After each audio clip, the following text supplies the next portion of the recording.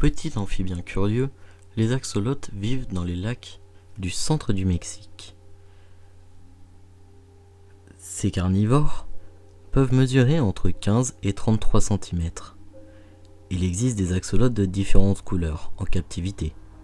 Les gris, les nuances de brun, les leucistiques blancs avec des yeux noirs, l'albinos d'or, l'albinos blanc, aussi bien que d'autres variétés comme le mélanoïde, un animal presque noir. L'axolote normalement coloré, le type sauvage, peut être presque noir, chocolat ou même dans les couleurs crème. Les axolotes ont plusieurs capacités fascinantes. La néotonie, qui est une propriété de l'axolote, qui consiste à atteindre la maturité sexuelle sans avoir à se métamorphoser. En d'autres termes, l'axolote peut se reproduire à l'état larvaire. Notons au passage que d'autres espèces ont également cette propriété. La néotonie a une cause génétique, la déficience d'une hormone thyroïdienne. L'axolote a comme autre propriété la métamorphose, c'est-à-dire le passage de l'état aquatique à l'état terrestre. Chez cette espèce, la métamorphose n'est pas quelque chose de normal, mais cela arrive. Plusieurs cas ont eu lieu chez des éleveurs amateurs comme professionnels. On ne connaît pas encore les causes de cette métamorphose chez l'axolote. Cette métamorphose peut être très dangereuse pour l'animal.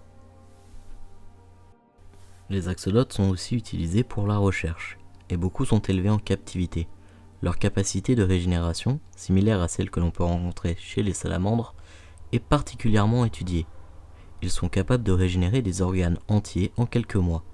Dans certains cas, le cerveau a pu être concerné, bien que la régénération, alors observée, ne concernait que des zones à rôle secondaire.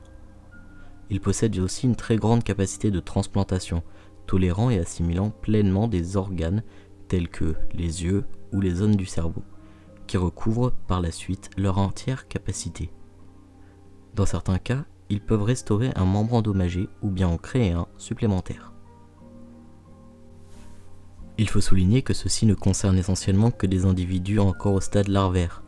Une fois la métamorphose effectuée, la capacité est fortement réduite. L'axolote n'a aujourd'hui plus qu'une zone d'habitat naturel de 10 km². Il est classé aujourd'hui en danger critique d'extinction par l'Union internationale pour la conservation de la nature. Sauf que ce petit animal fascine le monde scientifique, et auprès des particuliers, tantôt faisant peur et tantôt égayant la curiosité, il ne peut laisser indifférent. Cela me fait poser une question. Que dirait Darwin ?